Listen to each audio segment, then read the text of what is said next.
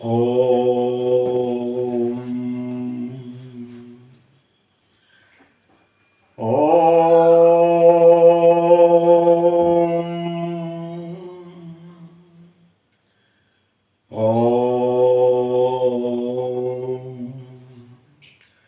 गुरुर्ब्रह्मा गुरुर्विष्णु गुरुर्देव महेश्वर गुरु साक्षात परम ब्रह्म तस्मै श्री गुरु वही नमः। आदरणीय, आज हम लोग योगी के संदर्भ में गीता जी से लिए हुए उसके आधार पर चर्चा करेंगे।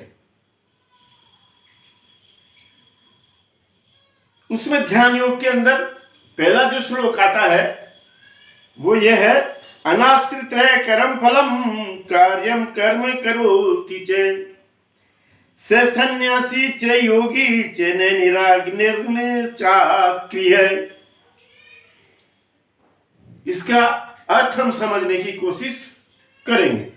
ये हमारे योगी के पूर्ण उसको दर्शाता है, दिखाता है। अनाश्रित है यानी जो किसी पे भी आश्रित नहीं है। यहां पर ये अपनी दैनिक दिनचर्याओं में किसी भी उसमें उपभोग की सामग्री में जो किसी पे आश्रित नहीं है, यहां पर सवाल यह है यानी कि चारों दिशा जगीरी में। मुझे जयपुर में एक सन्यासी मिले, उनने कहा कि जो आश्रित व्यक्ति है उसके लिए तो भोजन की व्यवस्था उसके परिवार में एक ही जगह पर रहेगी, और हम लोग जो अनाश्रित व्यक्ति हैं जिधर से भी निकल जाएं, जिस दिशा में भी निकल जाएं, जो भी 2 रोटी 4 रोटी खानी होती है उनको बनाने के लिए हजारों हाथ रहते हैं, कहीं भी खड़े हो जाए वहां पर प्राप्त हमें हो जाती है। आप इसको अपने ढंग से समझ लें।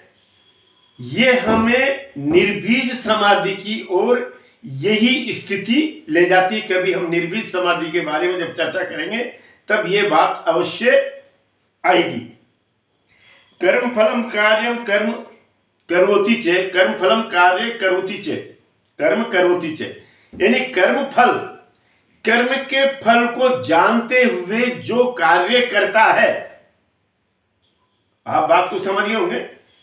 कर्म के फल यानी कि जैसे मैंने कहीं से किसी के बगीचे में से एक अमरूद को उठा के उसके बिना आज्ञा के खाने लगा, और उसके फल को मैं जानता हूं कि इसका कर्म फल क्या रहेगा, फिर भी मैं खा रहा हूं, तो फिर मेरा मस्तिष्क उसे नहीं खाने की इजाजत देगा, नहीं खाने के लिए कहेगा।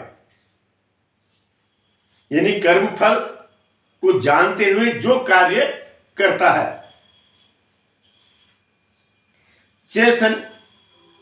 से सन्यासी, वह व्यक्ति सन्यासी है जो एक तो निराश्रित है और जो कर्म फल के कर्म को जानते हुए कार्य करता है, यानी जो जागृत अवस्था में रहता है, हर समय अपने उसके बारे में जिसे चेतना है, चेतना शून्य नहीं, जिसकी चेतना हमेशा जागृत है हर कार्य के प्रति।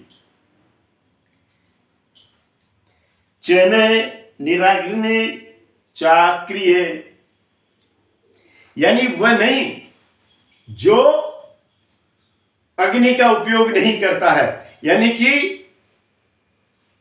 जो अग्नि का उपयोग नहीं करने से मतलब जो केवल ये कहता है कि मैं केवल फल खाता हूं, सर्दी में तापने का या वो रजाई वगैरह का उपयोग नहीं करता हूं, यानी जिन्होंने अग्नि को छोड़ दिया हो वह व्यक्ति नहीं।